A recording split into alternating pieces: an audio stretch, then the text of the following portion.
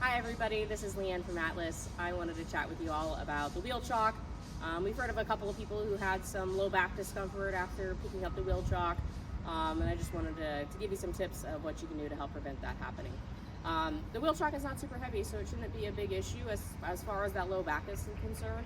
But what we see most often is, people worked out hard over the weekend, or they did a bunch of yard work, and their low back is fatigued and sore, and then they got in the seat for a few hours, and they didn't get a break, and they didn't get up and move around very much, and so now their back is extra stiff. So just being mindful of when you're putting down and picking up the wheel chock, especially if you've been driving for a considerable amount of time, to make sure that you take a second and loosen back up, and we're not trying to grab that thing right away.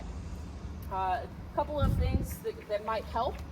Some people feel like their balance is not great, and it's hard to get down low enough to put that wheel chock in or pull it out. So use the side of the bus if you feel like you need some help. You can do feet square if that feels comfortable for you. I personally find it a little more comfortable to have one foot in front, one foot in back. Just kind of play around with it and see what you feel like works the best for you. A couple of other things, you're going to bend those knees. That's going to help you get down low here in order to get that wheel chock in place. And then when you go to pull the wheel chock back out, you want to make sure that you're doing that same movement. You're getting down low, and then because you're not going to be able to lift the bus, you don't want to try and just yank it straight up. You want to make sure that you always pull sideways first, get it out from underneath that wheel, and that way you can pick it up easier.